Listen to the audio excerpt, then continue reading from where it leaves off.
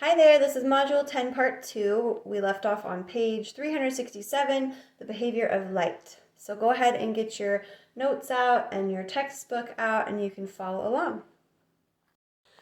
Okay, so when light hits an object, depending on whether it is transparent, translucent, or opaque, it will either be transmitted, absorbed, or reflected. So transparent, remember, is when light passes through and you can see clearly on the other side. So this is saran wrap and I can see clearly the image on the other side. Something that's translucent can be like wavy glass. So see how the image, you can see it, but the image is fuzzy. The light's been refracted and kind of changed that image. So that's translucent. And then opaque is something that the light's going to bounce back off of or be absorbed by, but you're not going to see an image through it. So transmitted is the light passes through. Absorbed is the light enters, but it doesn't exit. And then reflected is the light bounces back. So if the light is transmitted and passes through the object, the light can either be refracted, polarized, or scattered. So we'll go more into depth in a little bit on what those are, but refracted is basically the light ray bends when it passes through a new medium at an angle. So if you have the light traveling through the air and it enters water, it's going to slow down, it's going to bend. I'm not really showing that it's bending. It looks like it's going in the same direction, but it bends it. And then when it exits, let's say it exits over here, it's going to bend again. Actually, it's going to bend down even more. Okay, so that's refracted. Polarized is when light wave vibrations occur on a single plane. The direction of the vibration becomes the same for all waves. We'll get more into that in a little bit. And then scattering is when light rays deviate from their original path upon striking an obstacle, like if they hit dust or gas molecules in the air or water vapors, it's going to deviate them from their path. On page 370, it talks about the law of reflection, which hopefully you have read, and I'll kind of help you understand that if you don't get it. So the angle of incidence equals the angle of reflection. That's the law of reflection, and let me show you what I mean by that. So here's a surface, and let's say this is my light ray that's coming in at this angle, whatever that angle is. So let's draw the perpendicular line. This is just an imaginary line up here. Okay, so this is the light.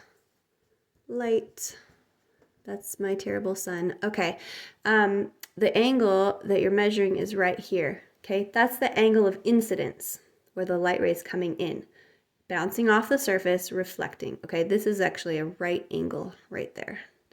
And then the reflected light ray is going to bounce off and create the same angle right here.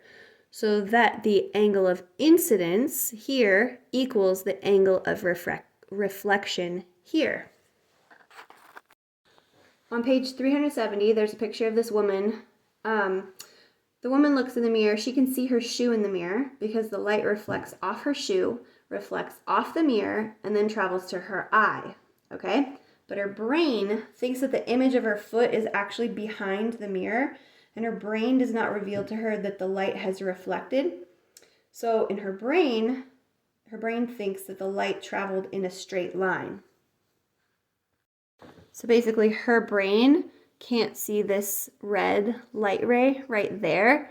Her brain thinks that the light ray is traveling here, which is behind the mirror, so that's physically not happening.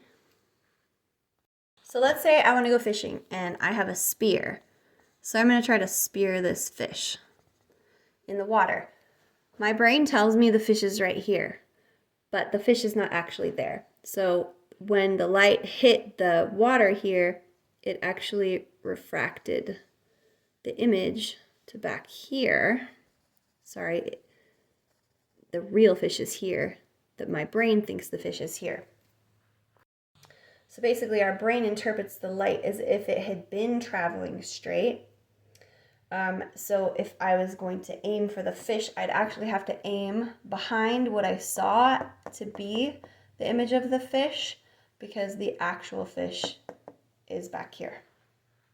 Most of the time when light waves hit a transparent obstacle, part of the wave will be reflected and part of it will be refracted. Like when you see your face in a glass window, but then you can also see the image on the other side of the glass. Some of that light is traveling through the glass and some of it's being reflected back at your eye.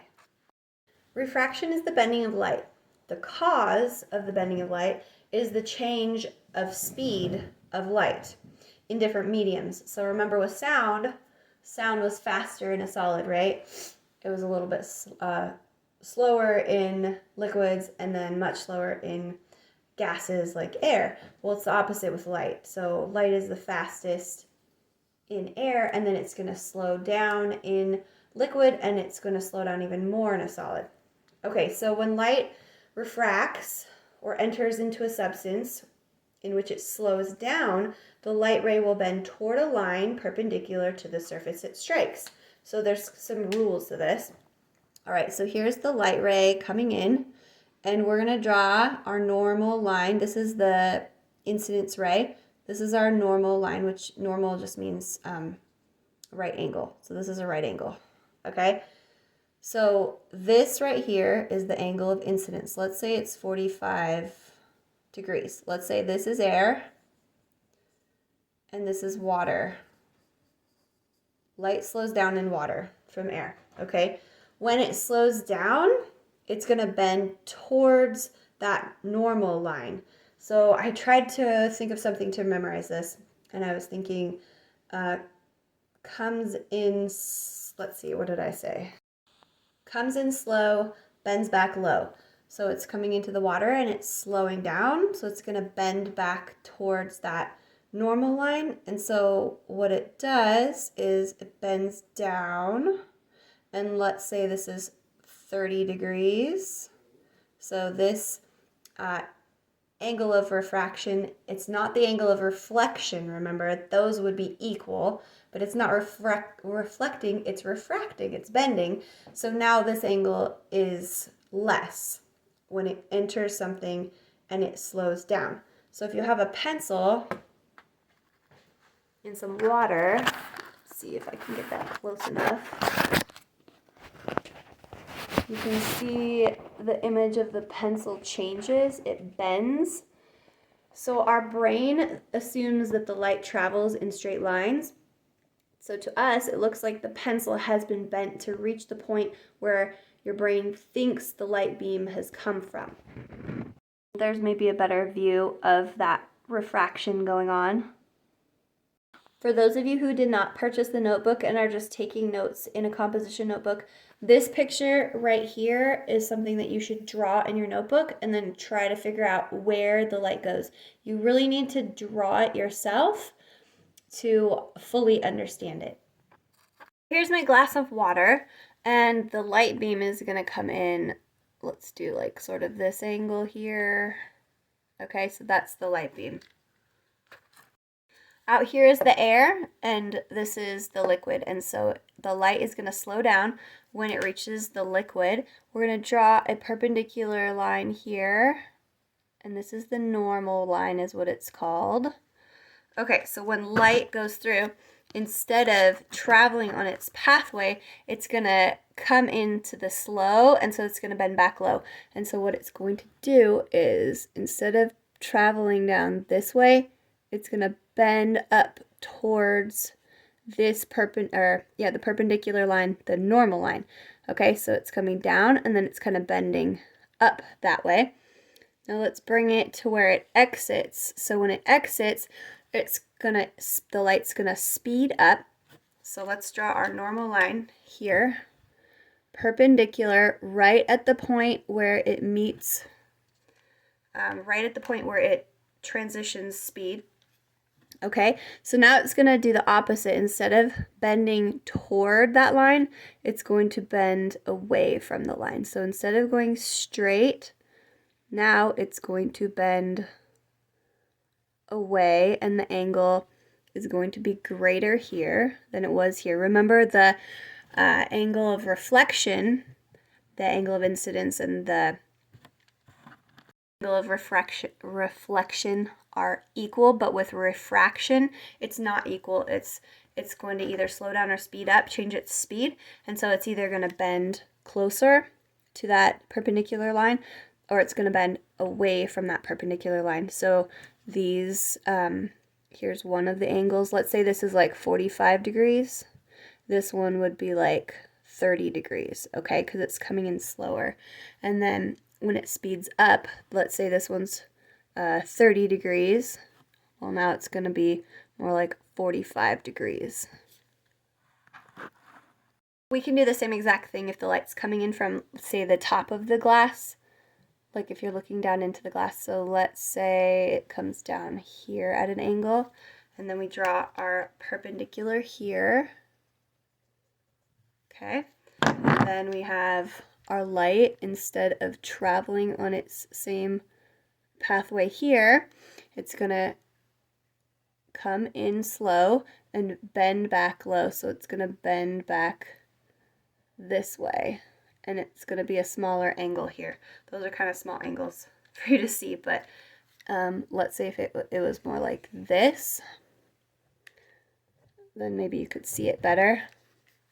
Instead of traveling on its pathway here, it's going to bend back towards that perpendicular line. Okay, so the angle here is going to be smaller than the angle here. This is a super simple drawing that I put in my notes just to help me remember. Refraction of light is what's responsible for optical illusions, like what appears to be a puddle of water on the road in front of you on a hot day, and then it disappears when you get closer. That's refraction. So the road gets really hot, and there's a layer of hot air that rests above the road. Light from the sky hits the layer of hot air, and a portion is refracted, bent towards your eye. So you see this fuzzy image of the blue sky that looks like water. If we don't have time to do the magical quarter experiment on page 375 in class, I highly recommend you try it at home. And then also just remember that in some cases, light cannot refract, but it can only reflect, such as in fiber optic cables, so that light can travel a great distance inside the cable without escaping because it's only able to reflect. This is another thing in the notebook that would be good to draw in your composition notebook and kind of trace out where the light goes. Refraction also depends on the wavelength of the light involved. Light hitting a water droplet is refracted in different directions depending on the wavelength. So it's separating the white light into rainbows, and for a rainbow, the sun must shine on the water droplets from behind you because it's going to kind of turn that light around, bend it around, and then back towards your eye in each individual water droplet. So that's why you get a rainbow, right? Because there's the sun low in the sky. Okay, here's the rainbow, and there's a bunch of water droplets in the air, and only one light wave length reaches your eye from each droplet. But there's so many droplets in different positions. So there's this one here, there's this one here, there's this one here. You end up seeing this rainbow. Red will come from the higher water droplets, and then violet will enter your eye from the lower water droplets. So that's why you always get that same order of the colors in a rainbow. Let's talk about polarization. So there's the sun, and light waves from the sun vibrate in all directions. Okay, so these are like light rays, but the light waves are vibrating out in all directions. So they're going this way, they're going this way, they're going this way, this way. Okay, that's called unpolarized light. And same thing with a light bulb. So you're going to have light coming from the light bulb or the sun, and it's non-polarized light, and it's vibrating in every direction all at once, and it's all overlapping. Okay, so polarized light is when the waves are oscillating on only one plane. And remember that light is electromagnetic radiation, so you have the electrical field and the magnetic field, which is really hard to draw perpendicular to it. Okay, so polarized light doesn't mean that either of one of those waves is gone. Diagrams will show just the electrical field though. So it'll just show like what a one transverse wave would look like. But the magnetic field is still there. It's just easier to visualize, so that's why you'll see it like that. So a polarizer will only let light through in one direction, and all the rest of the light would be blocked.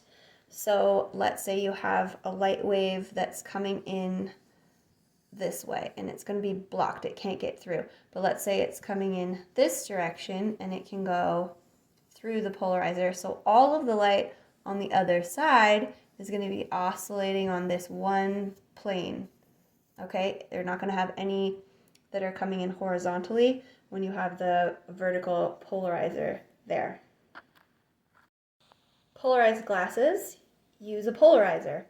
And actually, if you take polarized glasses on top of another pair of polarized glasses and you orient them in a perpendicular way so that the other polarized glasses polarizer is going like this, no light can get through. It blocks all light. It's pretty cool to try. It really works. If you go to a store and you're looking to see, like at a thrift store, are these actually polarized glasses? Take two of them and turn them sideways and see what happens. So what's the point of polarized glasses? Well, so the sun is radiating out all this electromagnetic radiation, okay, light. And a lot of the light you see is just reflected and bounced back to your eye. Well, sometimes the light is reflected directly from the sun into your eye, and it's a really harsh glare like the water, okay?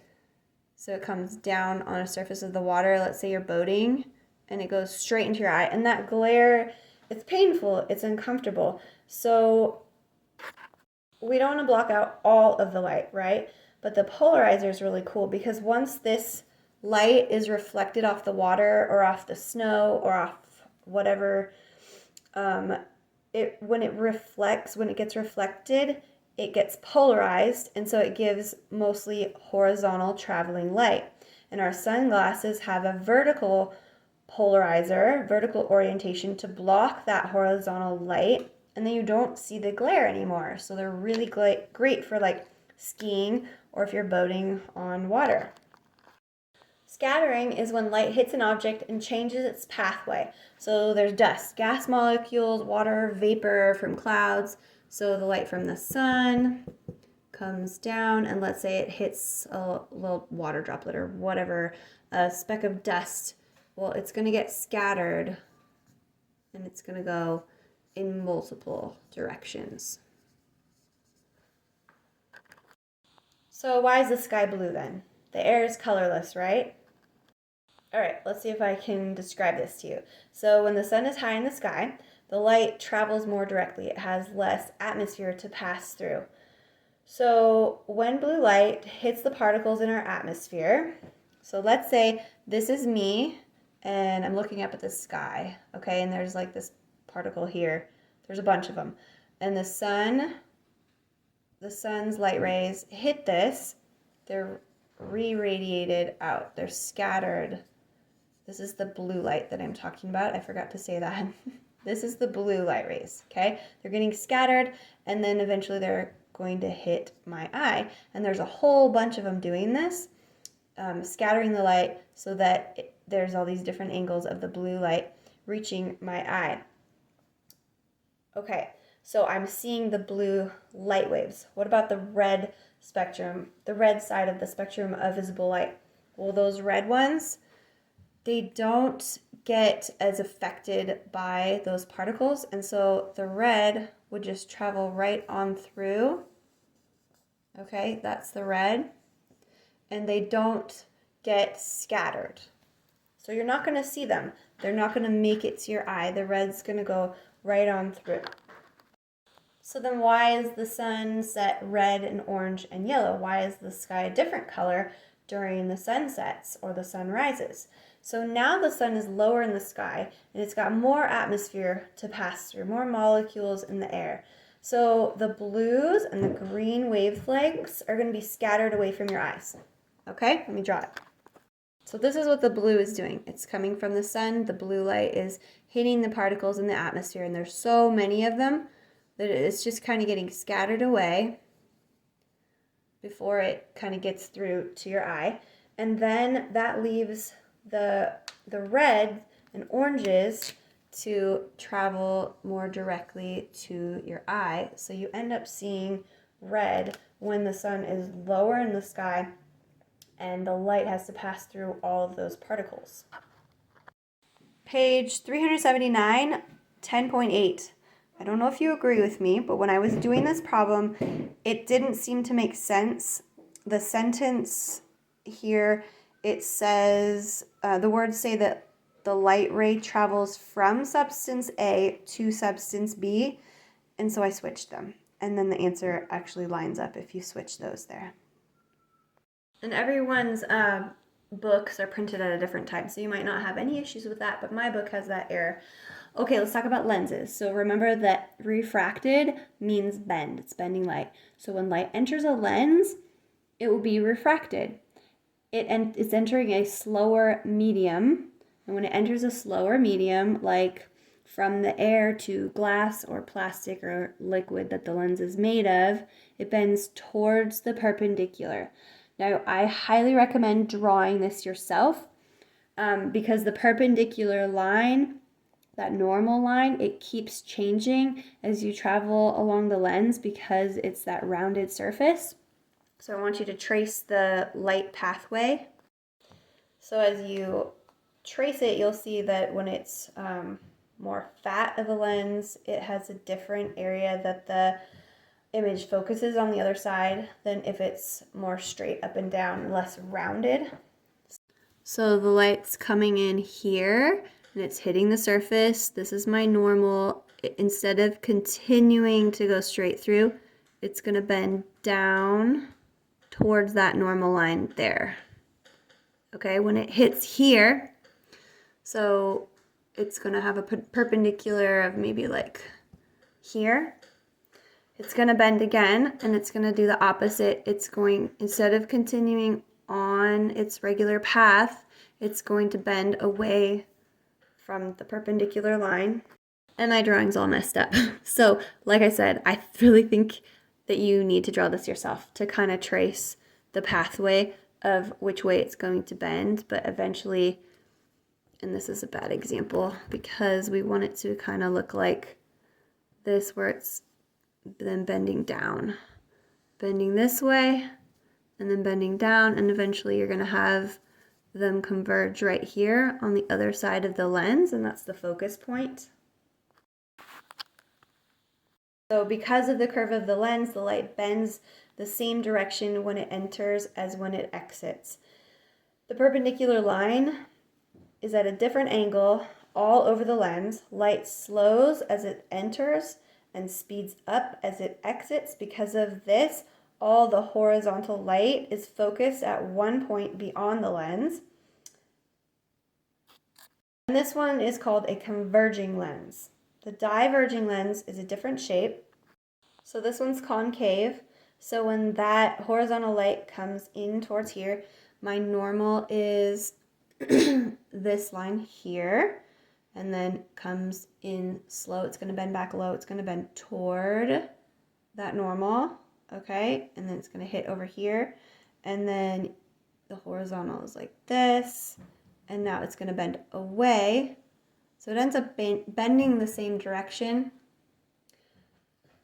And then when you get them all drawn in, remember, if there's no angle, it's going to go right through the middle there.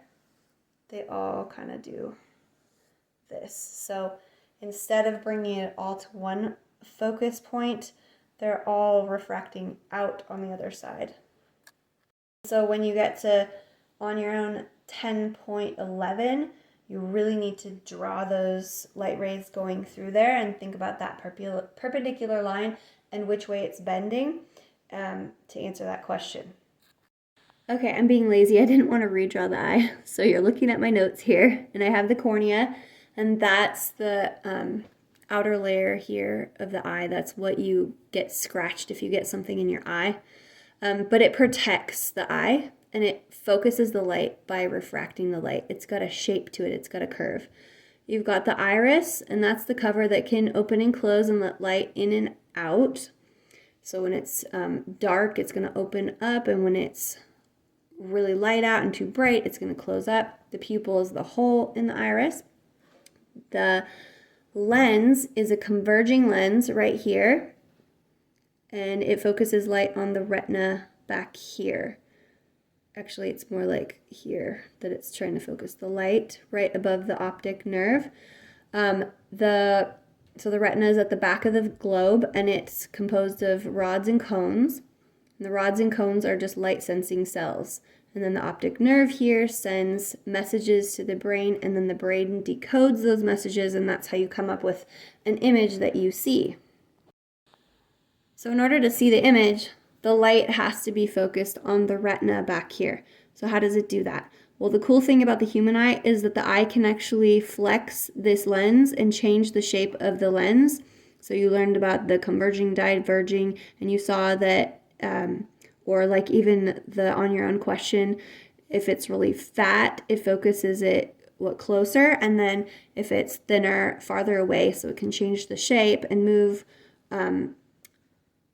where the light, how the light's coming through, so that it's always brought back to it shines back on the retina. Cameras are not as sophisticated as the eye that God designed. They actually have to move their lens back and forth to focus the image on the film. But by God's design, our eye can use the ciliary muscle to squeeze or expand the lens, changing the focal point, and it keeps the image focused on the retina.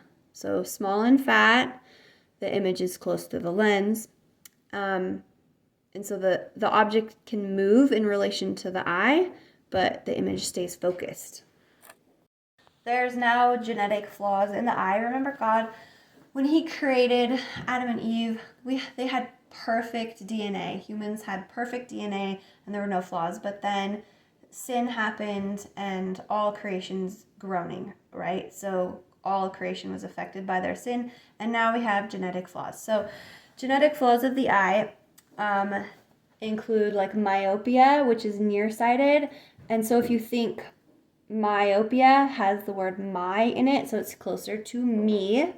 And myops actually means short, and so they're short-sighted, so they're nearsighted. They can see things that are close to them, but they can't see things that are farther from themselves, farther from my or me, myopia. Okay, and then hyperopia is farsighted, and so I was thinking like hyper, okay, you can see things running around in the distance, but you can't see things when they're really close to you. So hyperopia is farsighted. There's some cool pictures on page 383. And you see with myopia here, the lens cannot be changed enough to focus the image from farther objects. The light focuses in front of the retina, here inside the globe, instead of on the retina. And this is often caused by the eye being too long or too oval shaped rather than round, or the curve of the cornea is too curved. So to correct, you use the diverging lenses in glasses. With hyperopia, that's farsighted. It's the opposite. The lens can focus on things far away, but cannot focus on objects that are close, as you can see in the picture. So to correct, you would use converging lenses. Converging lens, diverging lens. The retina is made of rods and cone cells. The cone cells are sensitive to color. Cone starts with C. Color starts with C. Cones, color. So some are sensitive to high frequency light, blue light. Some are sensitive to medium frequency light, like green light. And some are sensitive to the low frequencies, like the red. These send a signal to your brain, which creates an image.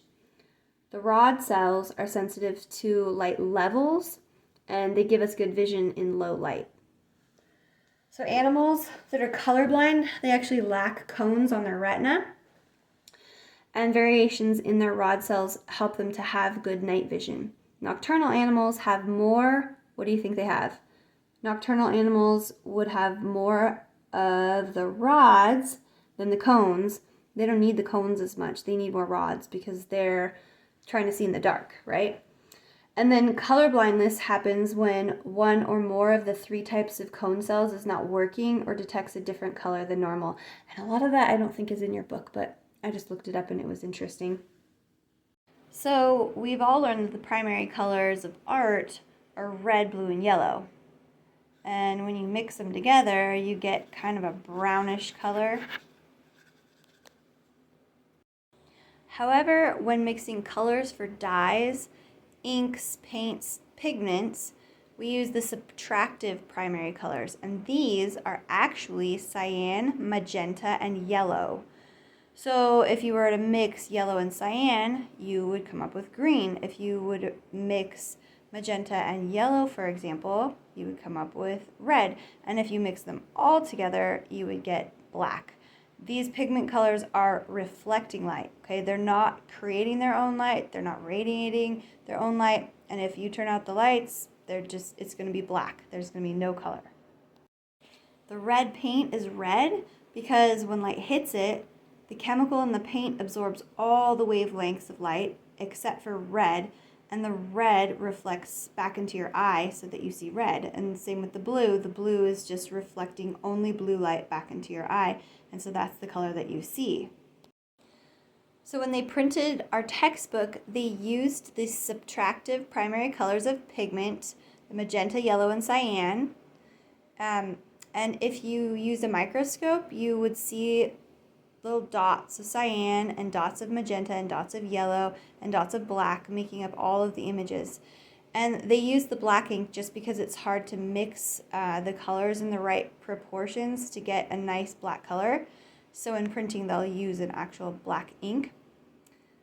So you can mix colors in 2 ways. You can either mix different colored paints together, or you can mix different colors of light together.